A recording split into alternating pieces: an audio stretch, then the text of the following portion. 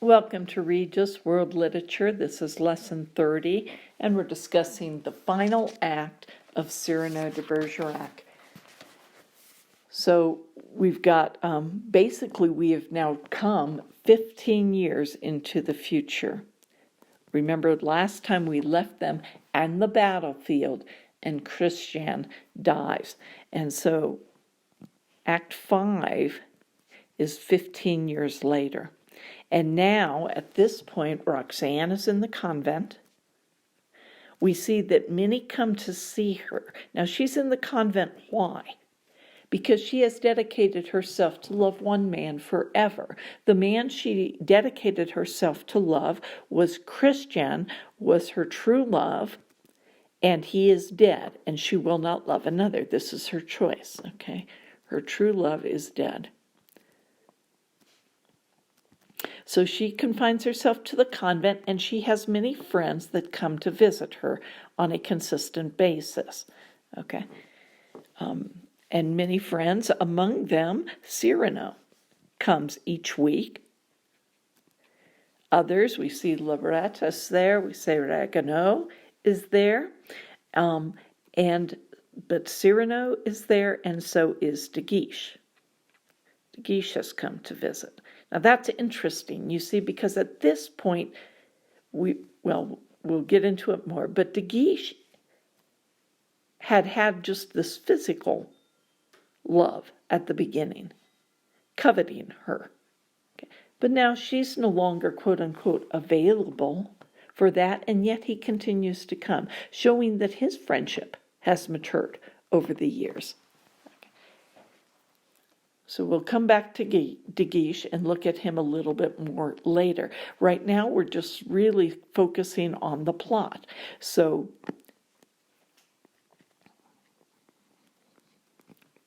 our plot, okay.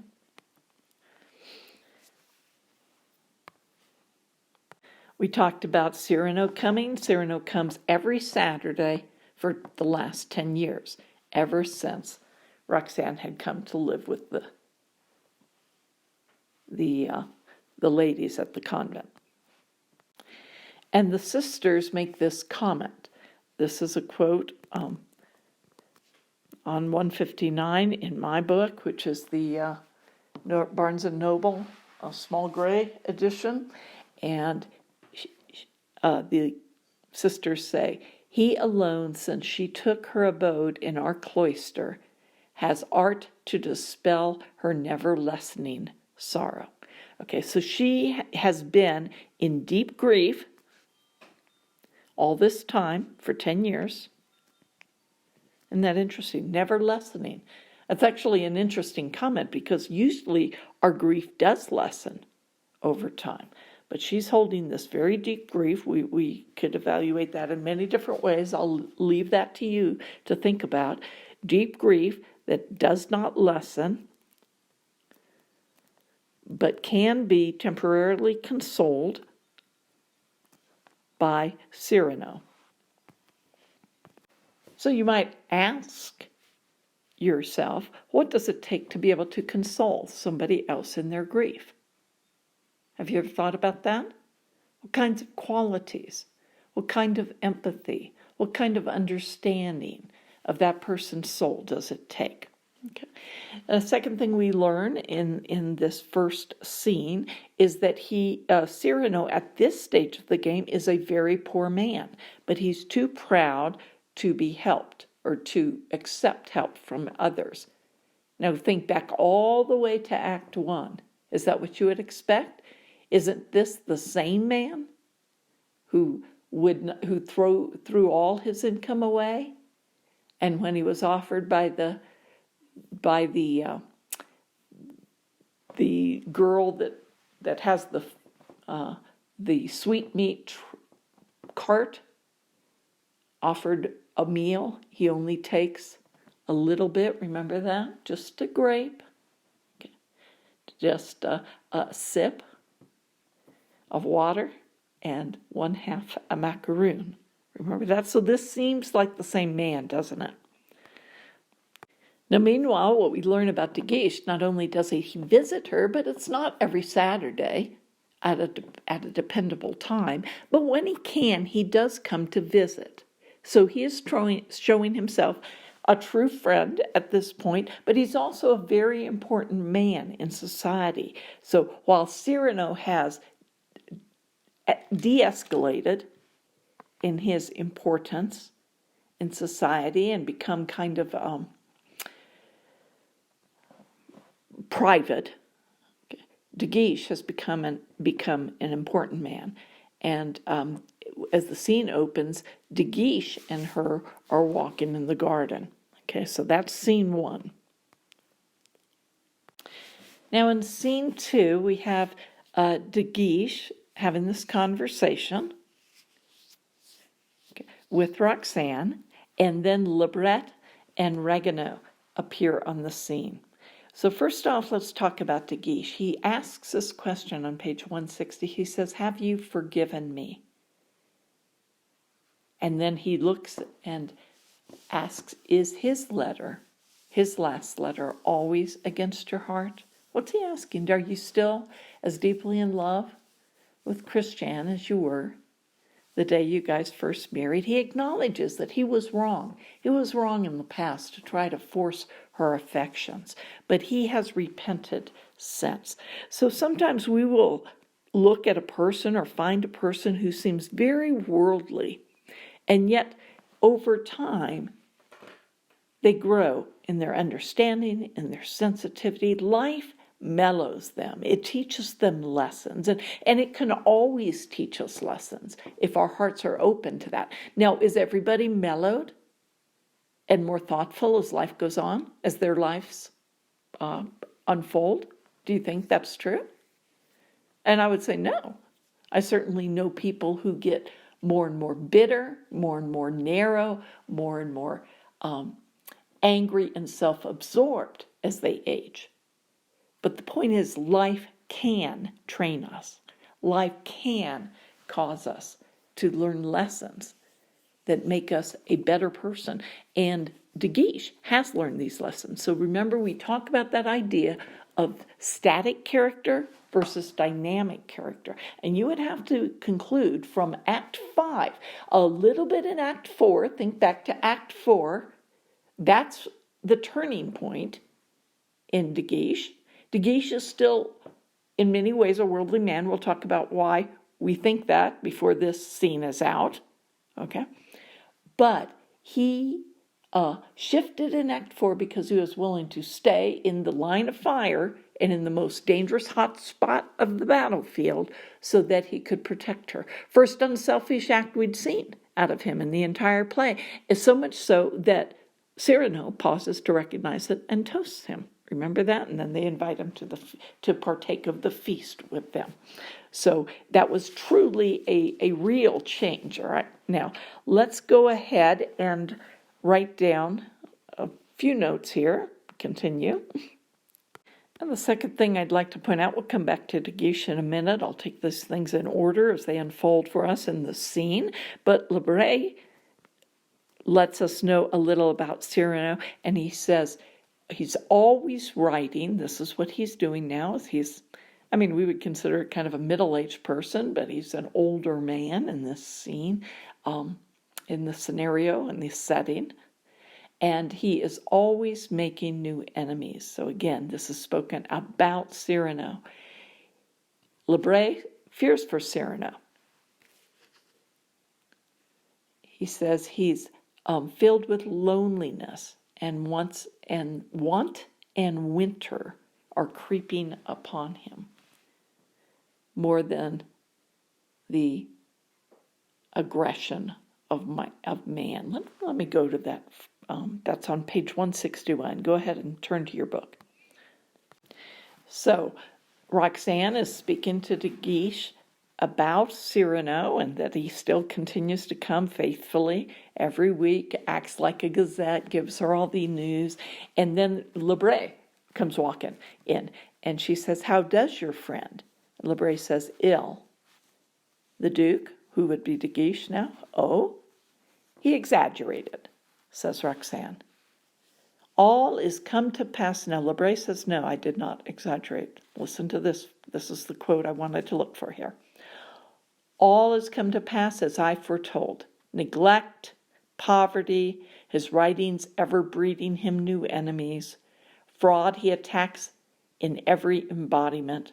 Usurpers, pious pretenders, plagiarists, asses in lions' skins, all. He attacks all. No one, however, but stands in profound respect of his sword. They will never succeed in silencing him. That was Roxanne's comment. De Guiche says, who knows? Kind of recognizing that, yes, he is under danger. He has made too many enemies. Lebray, watch this. What I fear is not the aggression of man.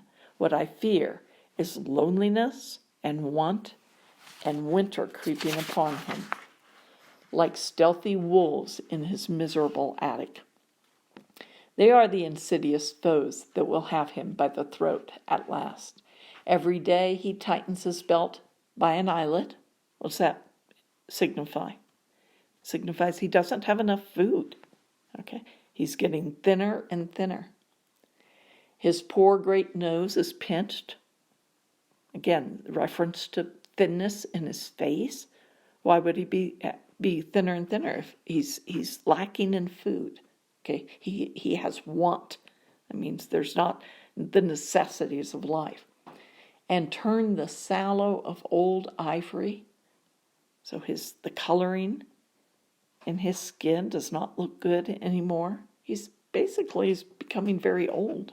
He's dying. I wouldn't say very old in age, but older. But he's basically becoming a very sick older man. The worn black serge you see him in is the only coat he has. Let's stop there a minute.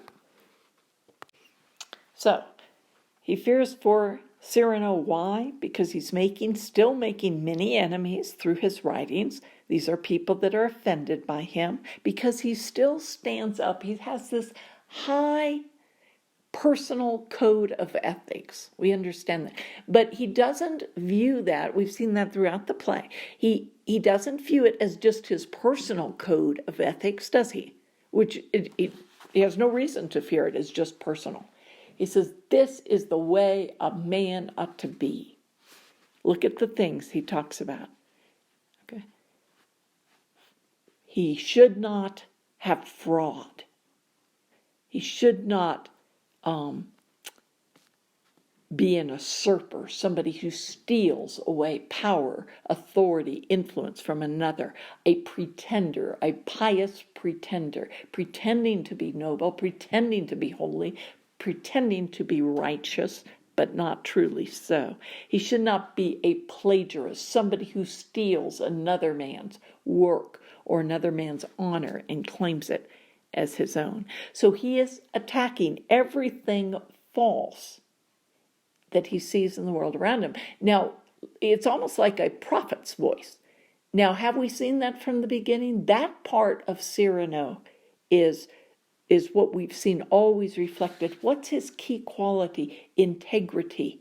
He will be on the inside what he is on the outside. He will value his own identity and not allow anybody to shape it or anybody to steal it from him. Nobody to press him into their mold. That is so important to Cyrano's character, and that remains. And he's going to go out with that same theme on his lips. But we see through the eyes of a friend, Lebray, that is still what he values today. Okay?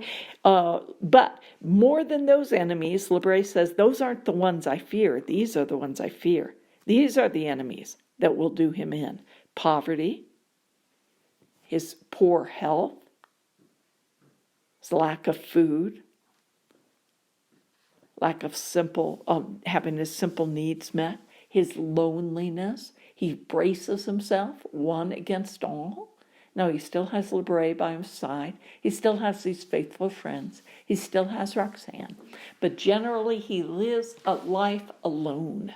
Okay, and you could think about Is that required? Must you do that to have that level of independence and integrity that he has? Probably not. I would say, you think biblically. Do you have to be the lone wolf, a loner, to maintain your purity of soul, we might say? Well, I don't think so, but that is certainly the path that Cyrano has taken. And winter creeping in. What do you think that phrase means? Winter creeping in. This would mean that he is becoming, winter is always kind of this generic symbol of what? Of death, moving towards death, getting to your last years where you're dying. Okay, winter is creeping in on his life. Now, it could be also that more than figurative, maybe this is the winter season, which of course during the winter want becomes more pressed, poignant. Okay. Health decreases, is more challenged. Loneliness, you could say, even grows oftentimes. It's more an isolating season. But I think it's primarily, you should understand this phrase symbolically or metaphorically. He sees him coming to the end of his life, lonely, and he feels for him. He has compassion for him.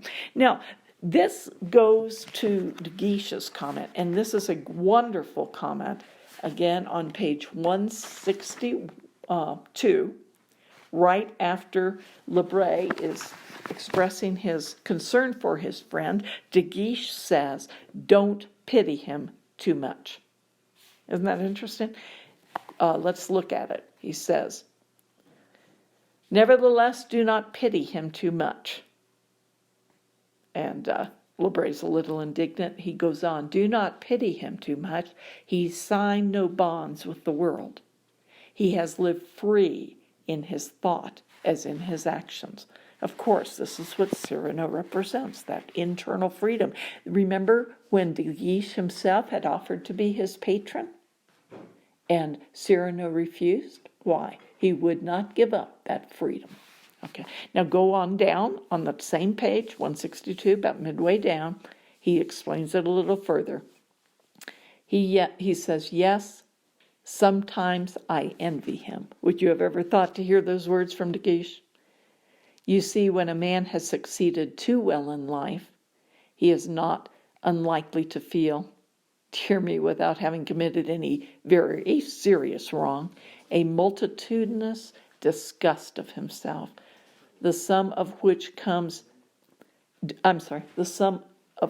does not constitute a real remorse,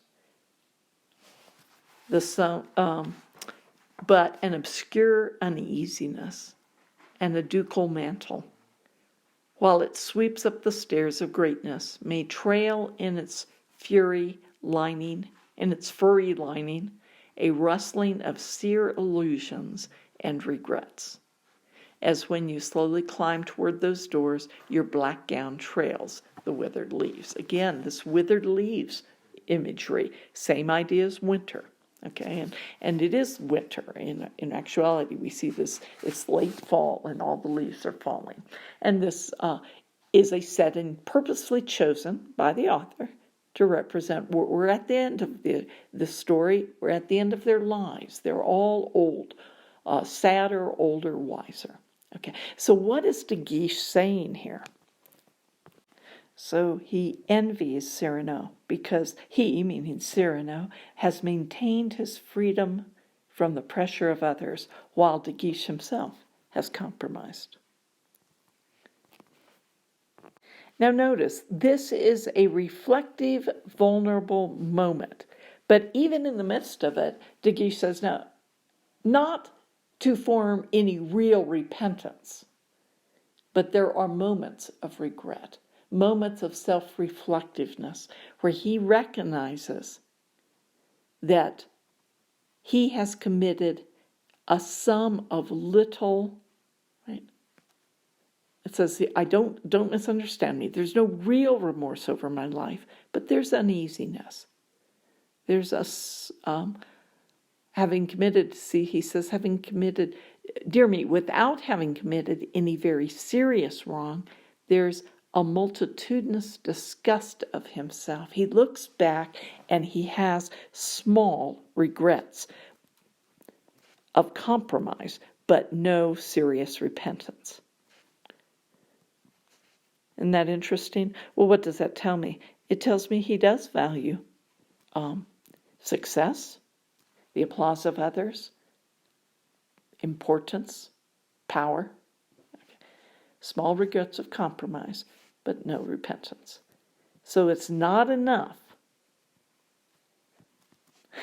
This is interesting. Not enough to cause him to regret the choice he's made in life as he looks back, but enough to recognize he's made a choice and he's lost some things along the way. Now, I would suggest that many people in power are in this place. Not everybody, but many people in power have this idea of many small regrets. And one way you can be salt and light, and it doesn't even have to be people in power, people older that are reflecting back over their lives. Okay, we can actually fan this into flame. In other words, press against this, fan this, be an influence to encourage this kind of reflection. And you might be able to draw a person from small regrets towards true repentance. Now, at the end of scene 2, Ragueneau shows up, and in scene 3, he brings the news. What news? That Cyrano will not be coming. He has a block of wood from a window above, was dropped, and hit him on the head. And he has a great gash or hole in his head, and he's unconscious. He might die if he attempts to get up, so he's at home now. Now, this block of wood falls, so this is part of our plot. Block of wood falls from a height above, like a second story, on Cyrano, and it's a very serious wound. So scene 4 is very short. Roxanne is in a quiet, pensive mood on this waning autumn day towards sunset. And Cyrano is late for the first time. So Ragueneau does not bring this news to Roxanne. He brings Lebray away, and I believe De Guiche as well. No, not Le Guiche or De Guiche. He does not go with them, but Ragueneau has come and drawn Lebray to the side and gives him the news, and then they disappear. And so this is why in scene 4, Roxanne is still awaiting Cyrano to come at his appointed time and bring her the news of the day. And he's never been late. In 10 years, once a week, he's never been a moment late. The clock strikes, Cyrano enters. And then this time, she's sitting there waiting for him. She's working on her never-ending tapestry. She's very pensive, reflective. You know how sometimes a quiet autumn day will cause you actually to be perhaps more reflective than normal. Very quiet day. She's all alone, and she's thinking, the clock begins to strike. And she says, is it possible that for the first time he's late? Probably the sisters. They've kept him gabbing at the door. Well, I'll just tease him as soon as he comes, and she must be exhorting him to become a true believer, right, and repent. And she's getting a little distracted. She's getting a little worried, and then he shows up. Now, scene 5 brings this entire play to a close. It's a beautiful scene in literature, very famous scene. Roxanne's back is to him, as it often is, and he usually comes in behind, so her and then starts to talk. Okay, so her back is to him, and she's looking at the tapestry, but she's awaiting, she's attentive, she hears that he's coming, and she does not notice his paleness and how slow his steps are. Why is he pale? Why are his steps slow? Because he's been deeply injured. Remember, Oregano said to Lebre, if he comes today as he is expected, he most likely will die. He's that seriously injured. Okay, so he's bantering a little in the background, standing behind her or looking at the tapestry as she is, and they're talking back and forth, a little bit of teasing. And then he grows weaker and weaker.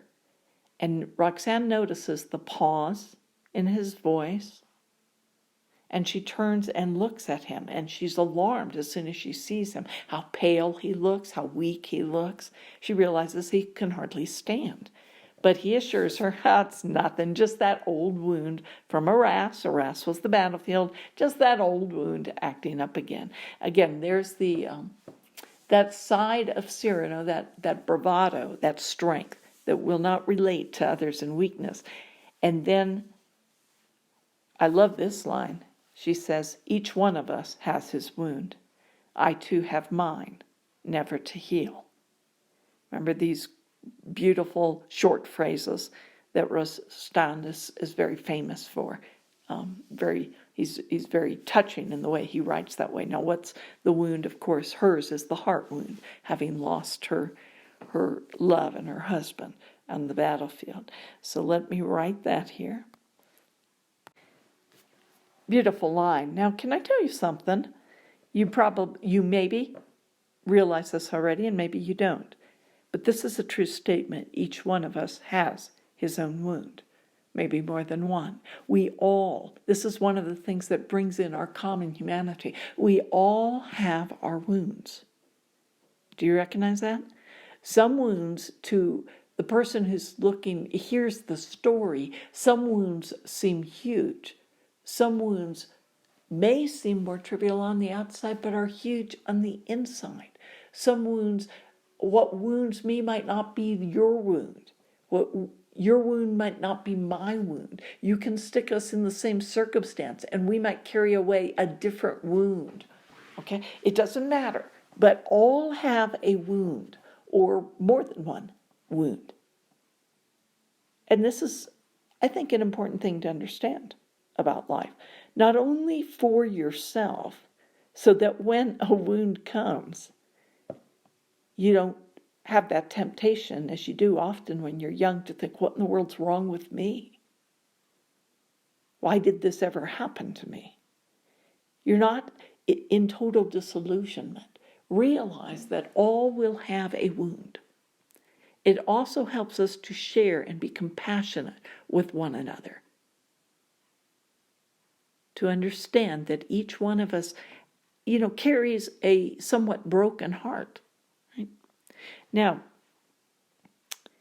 this is what she's saying. Why? Because the never to heal. Remember how she said the never lessening, right?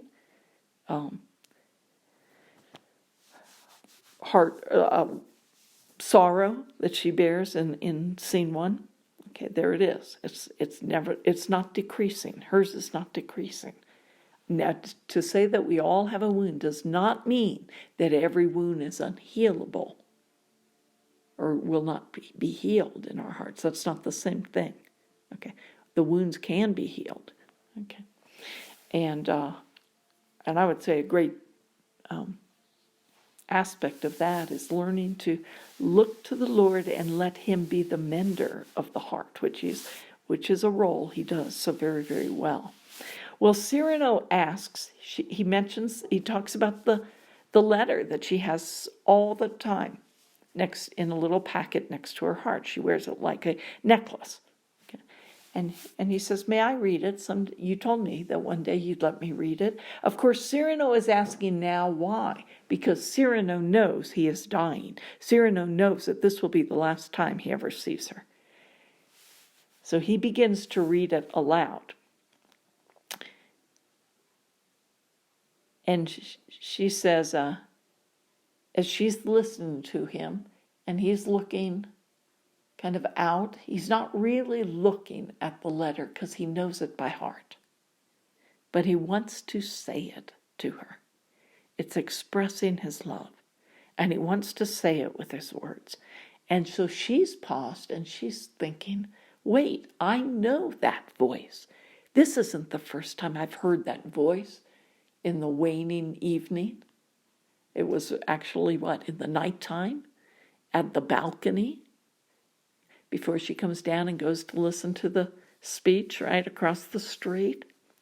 The first time he was able to, remember, he pretended in the darkness that he himself was Christian, and he's speaking to her.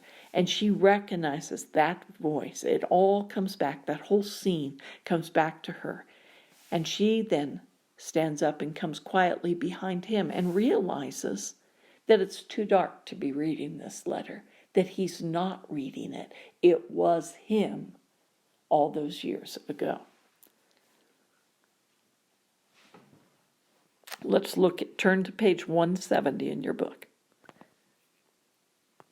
Well, I think I'm going to read page 170 to you. Cyrano says, I may open it? Open it, read. Now he begins to read. Goodbye, Roxanne. I am going to die. You're reading it aloud? It is fated to come this evening. Beloved, I believe. My soul is heavy, oppressed with love. It had not time to utter, and now time is at an end. Never again shall my worshipping eyes. How strangely you read his letter. What do we think she means by that? With what feeling, with what depth, as though we were right there across all those years. And he continues reading, whose passionate revel it was, kiss in its fleeting grace your every gesture, one usual to you, of tucking back a little curl, comes to my mind. I cannot refrain from crying out, how strangely you read his letter. And I cry out, goodbye. You read it, my dearest, my darling, my treasure. In a voice, my love. In a voice which I am not hearing for the first time. And she looks behind, realizes the darkness, right? It's too dark for him to read it. He continues, he says, my heart never desisted for a second from your side, and I am and shall be in the world that has no end, the one who loved you without measure. And then it all becomes clear to her, and she realizes, you can't be reading it, it's dark. And then she says, how can you go on reading? It's dark. And he, for 14 years, has played the part of the comical old friend who came to cheer me. We go on down, and he kind of denies it at first, and then she keeps pressing, you were the one who loved me all along. And on the bottom of 171, she says, why have you been silent these long years, when on this letter in which he had no part, the tears were yours? And Cyrano responds, he says, because the blood was his. Very famous lines. Now, in some ways, this is a